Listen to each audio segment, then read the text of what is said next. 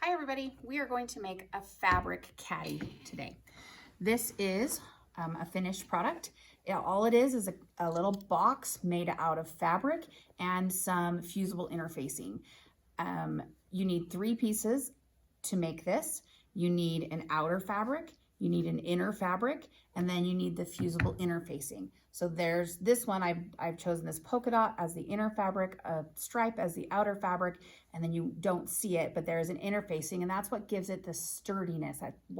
That's what helps it stand up. It actually does very well without the fusible interfacing. It's just a little bit more of a slouchy box without the interfacing. And if you don't have interfacing or you don't want to use interfacing, you can make it without, and I won't mark you down. But I am providing interfacing for everybody to have in my classes. So if you are doing this at home because you're at home, you can email me and I'll put it in the front office and you can have someone pick up a piece for you so that you can have the fusible interfacing. If you want to buy it yourself, it is, it's called Pellin 809 and it's called Decor Bond. It's this one-sided fusible stabilizer, which means it has glue on one side, but not the other side. The fusible stabilizer is used for a lot of different things, but it makes things stronger and more crisp. It's what's used on men's collars to keep them, to give it that structure. So again, Pellin 809 Decor Bond. But I can give you some if you come and get it and email me and I'll put it in the front office. All right, so you have your 3 pieces that you need. You need 2 fat quarters or a half of a yard, and I'll show you how to use both. This is a fat quarter. It's sold like this in the store. I've opened it up and ironed it nice and flat so that I'm ready to cut it. So this is gonna be my outside fabric. My inside fabric is gonna be this red, and I have a half of a yard of it so that I can show you how to use that as well. Okay, so what you're gonna do is you're gonna take your fat quarter and you're going to fold it in half. This is the pattern piece that we're going to use. If you're doing this at home, I've given you the measurements. Using a piece of scrapbook paper is perfect to make your pattern out of. But I've given you the measurements, how long this side needs to be, how long each one of these pieces need to be, so that you can cut it out of paper at home on your own as well. So this is the pattern that you need. So notice down here on the bottom, there are 2 arrows. They're bent and they're pointing toward this edge, and it says fold. This means that this edge right here will be placed on a fold. And it's really important that you do that because your fabric is gonna open up into this H shape and you need it to be a continuous piece. So we're gonna put it on the fold so that we will not cut this edge right here, so that it will be that continuous piece. And I'll show you how that works. So when you get your fat quarter out and you lay it out, you're gonna lay this on it. If it doesn't fit, it just means that you have probably folded it the wrong direction. So there's 2 ways to fold it. If it doesn't fit and it hangs off the edge like that, you've just folded it the wrong way. You need to turn it and fold it the opposite direction so that that will fit. We're gonna take the fold, here's the folded edge right here. We're going to place it. I don't like to waste fabric, so I place it all the way to the edge because then maybe I can use this edge for fast finish or later. We're gonna place it on the fold right there, and we're gonna do it as close to the fold as we possibly can. If you add space between your fabric and the fold, you're literally adding an inch of fabric to your pattern, and it's not gonna work as properly. If you go over the edge, you're subtracting inches. So you need to make sure that it lays exactly up against that fold. Now remember, this folded side, we are not going to cut it. So I'm going to take my pins and I am going to pin the pattern into place right on this fold. That one just went a little bit off. So we will fix it. And then I'm going to pin a few of my corners as well, so that when I go around and cut the sides, it will stay in place and it won't move while I'm trying to cut it. Make sure that your pins don't go over the edge of your paper because you're gonna cut that edge. And so if those pins are hanging over the edge, they'll be in your way. So I've pinned it into position. This fold is right there. You can't see any paper hanging off the edge. You can't see any fabric hanging off of the edge. It's right on the edge. So we're gonna lay it down flat as we cut. We're not cutting this folded side. We're going to cut along the edges all the way around to make sure that we get as close to the paper as we can without cutting the paper. And then we're going to cut all the way around the edges. Okay, so I've cut around all of the edges except for this bottom edge because I want this bottom edge to have a fold. When I unpin it, I'm going to have a big letter I or letter H just because of the nature of this pattern. It will open up and still be connected in the center. So this is your goal at the end, is to have this big letter I, letter H as your finished product. Okay, now the one thing you do need to consider is if you have directional fabric or not. If you do have directional fabric, you do have to change things just a little bit. It's pretty easy, but if you don't, you're going to have deer that are right side up on this side, and then they'll come, and then your deer on this side will be upside down because it's a continuous piece of fabric, and then the deer on this side will be upside down. So if you do have reversible fabric, you're gonna cut out 2 pieces instead of 1 on the fold. You're gonna cut out 2 pieces. So if you're in my class, you grab this green one because this is extended out 5/8 of an inch. That's going to be our seam allowance as we sew it across the bottom. We extend this edge out 5/8 of an inch and we cut 2 of these, and we make sure that we cut them in the proper direction. So I have my deer, the top of my deer to the bottom of the deer, and we want to make sure that we have the top of the deer to the bottom of the deer, and then we will cut this out, this whole thing out, including the bottom. I know I was very specific, don't cut the bottom, but when you're doing the directional fabric, you will cut this out and cut the bottom as well, and then you will move it and cut it again. Notice it is not folded in half right now. You will cut 2 full pieces out. They will be 2 separate pieces. Then you'll take those 2 pieces and you'll put them right sides together, and you will sew that 5/8 of an inch seam allowance on the bottom. Then guess what? You'll have a piece of fabric that looks exactly like this, but your deer will be going the proper directions. All right, so that's what you need to do if you are doing directional fabric. Okay, so if you have a 1/2 yard of fabric, what you're going to do is you're going to unfold it and lay it out so that we don't waste any fabric. I've got it all open. This is a 1/2 yard of fabric. I fold this into the center because this is all we need for the inner layer of the box. So we're going to have our fold mark, and we've created this fold right here. And we're gonna put that down there. We're gonna line it up on the fold, and we've saved this whole thing of fabric.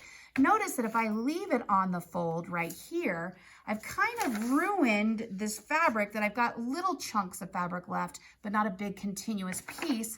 If you straighten it out, center it up in the middle, and then put your caddy pattern down and leave as much fabric as you possibly can. Okay, so we're going to pin this down and we're going to cut around the edges, also leaving the fold. If you're doing both the inner and the outer fabrics the same fabric, all you're going to do is, now this is your 1/2 yard, fold it in.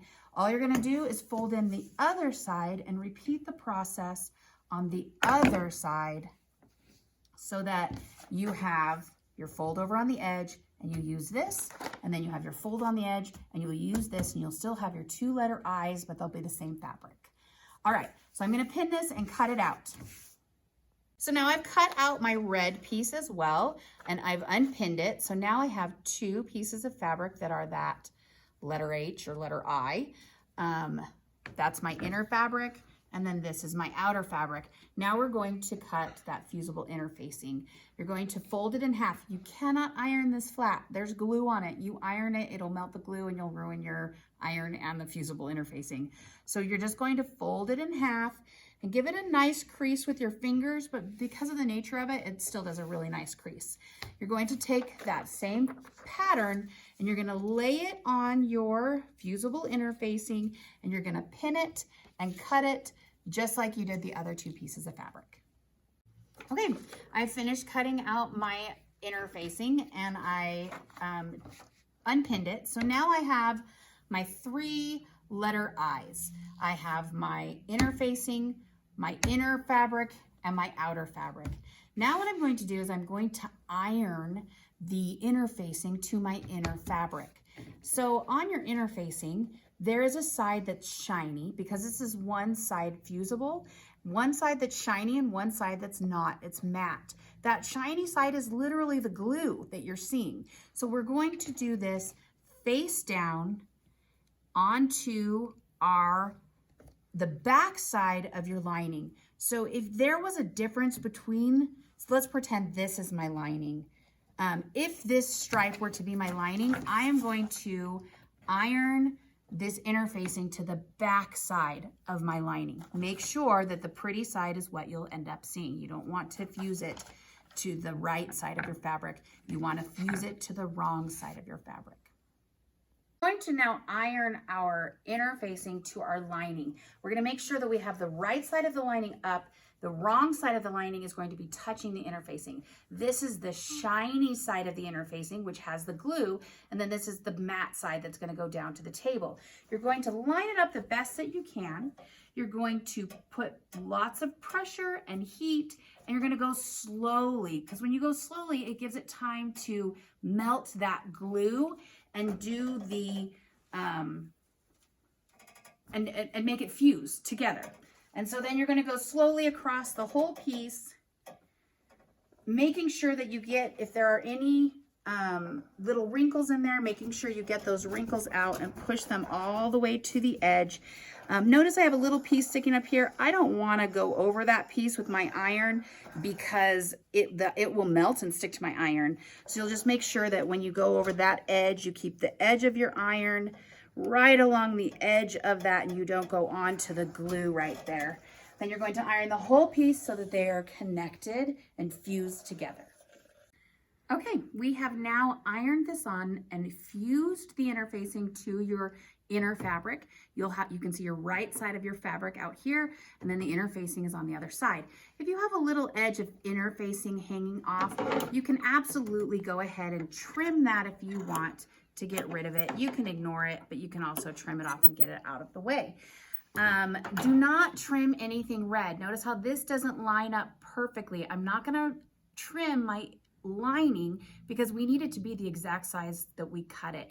If something doesn't line up perfectly with the interfacing, that doesn't matter. It's more important that we have the lining the same proper size. Okay, we're gonna put right sides together and we are going to pin each one of these sides. We're just going to pin this side together. We're going to pin the other side together, lining up the edges so that they're even. And we're going to sew a 5/8 inch seam allowance along each one of these sides to attach that to each other. We're going to do this on this piece, and we are going to do that on the outer main fabric piece. So we're going to line this up at the 5/8 inch seam allowance. There it is right there. We're going to line up the edge of our fabric to that 5/8 inch line, and we're going to watch it the whole way. We keep our eye on the edge of the fabric and this 5/8 inch line. I'm going to back stitch at the beginning. I'm going to go all the way back to the edge, and then I'm going to keep going straight. When I get to my pin, I'm going to stop. Notice I'm still on the 5/8 inch line. I'm going to pull my pin out, and then I'm going to keep sewing, keeping this lined up with the 5/8 inch line the whole time. That is a 5/8 inch seam allowance. I'm going to take out my next pin, and then I'm going to go all the way to the edge and then back stitch right there at the edge. Okay, and then we will repeat that on the other side.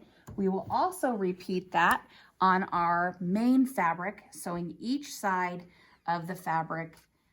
So you'll be sewing 4 seams. 1, 2, 3, 4. Okay, now we're gonna iron our seams open. I've been clipping my threads as I go, so when I finish a seam, I clip the threads before I move on to the next step. So I've clipped these threads. Now what we're going to do is we're gonna open our seams.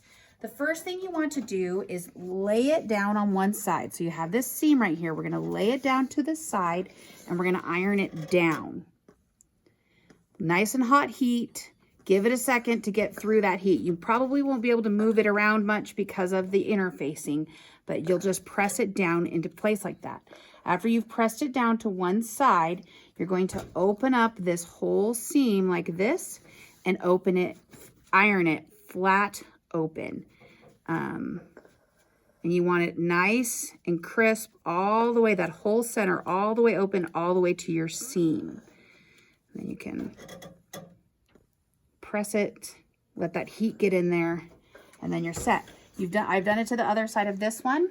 And so now the sides are set. We're gonna do that to our inner or our outer fabric as well. We're gonna open it up and put it on the outside edge of the ironing board. We're going to open that up so that it lays as flat as possible. Oh, I left a string so that I could clip your threads and show you, hey guys, don't forget to clip your threads. There you are. So we're gonna lay it to the side as flat and as open as you can. This fabric underneath is gonna be as open as you can. We're gonna lay it down and iron it down. Let that heat get in there. Then we are going to open up that seam and iron that seam open. We're going to repeat that on the other side. So you've done this to 4 seams now. And you've made what I call the diaper part. Because see, it looks like a diaper. Okay, we are going to make our box now. We're going to make our outer fabric into the shape of a box, and then we're going to make our inner fabric the shape of a box. How you do that is we are going to take this corner right here and we're going to flatten it out. Grab the 2 corners on the side, and then we're going to line it up and flatten it out like so.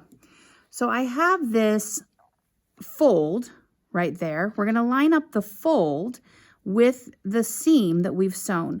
We're going to line them up right on top of each other and place a pin right down there, right down the middle, so that that fold stays in place. Then we're going to do our best. Sometimes these don't line up very well. Sometimes we've cut them a little bit off, but I'm going to do my very best to make this line up the best that I possibly can. And I'm going to pin it on each corner, and we're going to do a 1/4 inch seam allowance across this edge that I've just created. So we've got it all lined up the best that we can. We're going to lay it in here. The 1/4 inch seam allowance is the outside edge of the presser foot. We're going to start into our fabric a little bit. We don't want to be on the very edge when we start. We're going to pull that pin. We're going to go forward 2 stitches. And then we're going to go backwards all the way to the edge. Get those threads out of the way.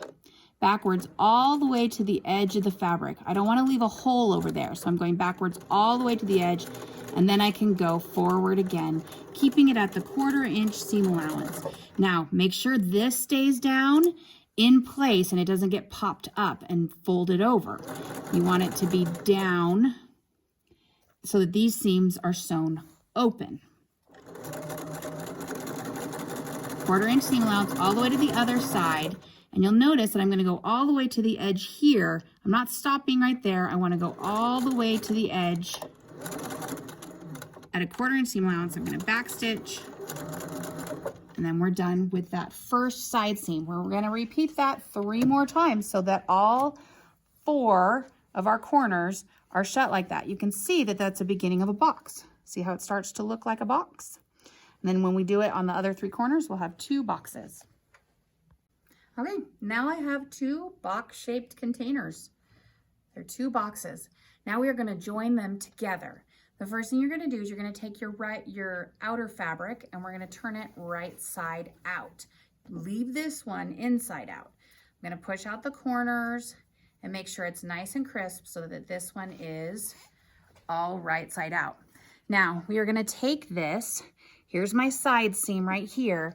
We're going to put it into this container, lining up those side seams. So right sides. Notice this is right sides together now. If you've accidentally put your wrong side and your wrong sides and your right sides are touching, make sure you flip it around so that you have your right sides touching. Now we're going to line up this side seam the best that we can. We're going to, there's 2 side seams right here. We're going to line them up. I'm going to get that extra thread out there. We're going to line them up like that. I have clipped my threads as I went. All of those last seams, making them into a box, I've clipped my threads every single time. I've lined those up. I'm going to line the other side up. Notice I'm not lining up, you know, they're not off at all. Not one is not higher than the other.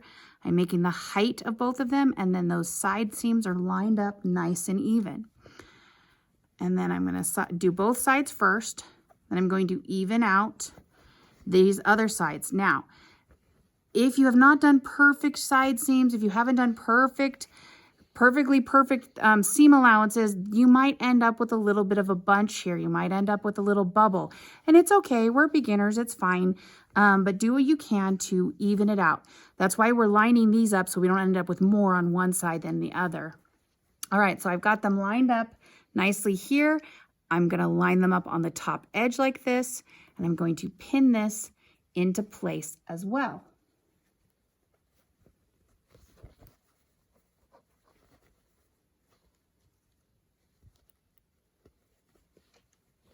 Okay, now on this other side, we did that one side. On this other side, we are going to leave a 3 to 4 inch gap for turning. Because of the interfacing, you need a little bigger gap than normal to make sure you can get that interfacing through your opening when we turn it right side out. So I'm going to leave an opening here. I'm going to line them up right there. What I like to do is I'm going to start sewing about right here. So I'll do a sewing pin. This is where I start. I got my pink pin telling me where I'm going to start. And we're going to sew all the way around the edge. Now, to remind myself not to sew all the way to that pink pin, I'm going to put in 2 pink pins over here right next to each other to remind myself, oh, we've got to stop here. And you're going to backstitch right there and leave that opening so that you can turn it right side out. So now we're going to take that pin right there where I decided I wanted to start. I'm going to put that pin in. We're going to do a 1/2 inch seam allowance. So we have 3/8, 4/8, and 5/8. That 4/8 line in between the 3/8 and the 5/8 is your 1/2 inch seam allowance line. We're going to line that up nicely right there. Pull out our pin, put down our presser foot, and we are going to backstitch. You absolutely want to backstitch here because when you turn it right side out, you're going to pull on these seams and you want to keep them secure. So we're going to go forward a few stitches, backwards a few stitches, and then we're going to keep it on that 1/2 inch seam allowance all the way around. When we get to the side seam, we have this that we want to keep laying flat open, but we also have the one on the underside. So if you want to put your needle down into your fabric, you can remove your pin and make sure, you can lift up your presser foot and make sure that this underneath one is laying nice and flat. We put our needle down so that we can save our spot and we don't mess things up. And then your 2 seam allowances are open and flat on the top and on the bottom. You'll put your presser foot back down, make sure we're still lined up on the 1/2 inch seam allowance, and keep going all the way around the edge. When we get to our next pin, we're going to stop and pull it.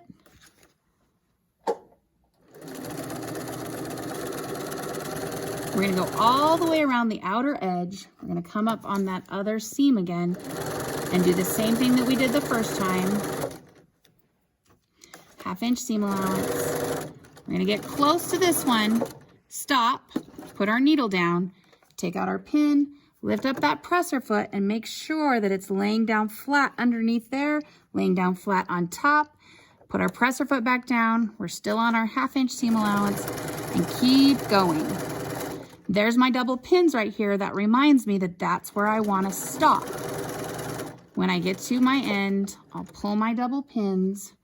I'll go a little bit further, back stitch, and then we're done doing this top seam. Now, we're gonna cut our threads as we go. These are big long threads and we don't want them sticking out when we're trying to turn it right side out and we're doing other things. So we're gonna make sure that we clip all of our threads as we go to keep it nice and professional. All right, now we're going to turn it right side out. So we're going to, I find that the easiest way is to pull your single fabric here, not the interfacing fabric. Pull this one through the hole first, and then once you've got that whole outer fabric through, then you can start working that inner fabric through as well. It's a little bit grumpy, about wanting to do this, and so you've got to kind of got to force it through. That's why we did our back stitches. That's why we secured it so that it won't rip and loosen as we're pulling this through.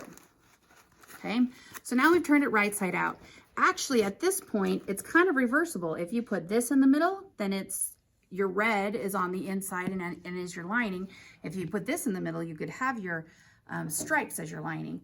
Either way, we're gonna put the red in the center and force it into the little box that we've been trying to make this whole time. I'm going to push these corners into this so that I've got inner corners and outer corners, and I'm pushing those inner corners straight into where the outer corners are. Push it right there into place so that these are lined up the best we can possibly. See how it doesn't want to be lined up? Oh yeah, well, I'm the boss, so it's gonna be lined up, okay? All right, now, if you go to iron it right now, it doesn't necessarily want to be ironed on that seam. Especially because the interfacing is so thick, it's going to tell you, no, I'm fine where I am. Thank you very much. Fix it. You're going to pull that inner seam all the way to the edge, and you're going to iron all the way around the top edge with that top seam all the way up. See how it's like, nope, thank you very much. No, you're going to fix it. You're going to bring that top seam all the way to the edge, all the way around, and we're going to iron this top edge. Okay, so when I come over to the iron, I like to make sure that these corners you can use the countertop to push those corners into place so they're exactly lined up on each corner. And I've also already gone around and adjusted these top edges so that the seam is as high as possible. Do not let it sink down, that seam sink down in between your two layers. Now I also have my opening that I opened it, that I turned it out right there. I want to make sure that these are folded in and it just is exactly where it would have been if I would have sewn this already, okay? So we're just going to go around the edge and we're going to press it so that those edges are nice and crisp all the way around the edge of your whole caddy. Okay, so now we have ironed this all around the edge so it's a nice crisp edge. We're gonna sew a 1/4 inch seam allowance all the way around as a top stitch, all the way around the top to hold this into place so that later if you decide you need to wash it, it's fully washable, but if you don't have this top stitch into place, they'll slide around when you wash it and then you'll have to repress it and make it right again. So I'm gonna start at my seam right here. And I'm going to, you actually have a choice. There's a space underneath your sewing machine right here so that you can put things underneath it and sew right on top and it's easier. You can do it this way as well. If you have something that's too small to fit under there, you can sew the inside of a circle like that. But it's definitely easier to put it underneath your sewing machine like so. Now we're going to do a 1/4 inch seam allowance. So it's this edge right there, the edge of your presser foot. We're going to back stitch at the beginning. And we are just going to go 1/4 inch all the way around the entire top. Make sure that this opening right here is lined up how you want it lined up. And you might end up with a little bit of a bunch. Remember I said if things weren't sewn exactly at the right seam allowance or if they weren't cut out exactly the right way, you might end up with a little bunch right here, but it's really not that big of a deal. When you fold it over, you won't really see it. Okay, so 1/4 inch seam allowance. Did you see my bunch happen right there? It's okay. 1/4 inch seam allowance all the way around the edge. And you can stop and readjust so that you're not pulling on it.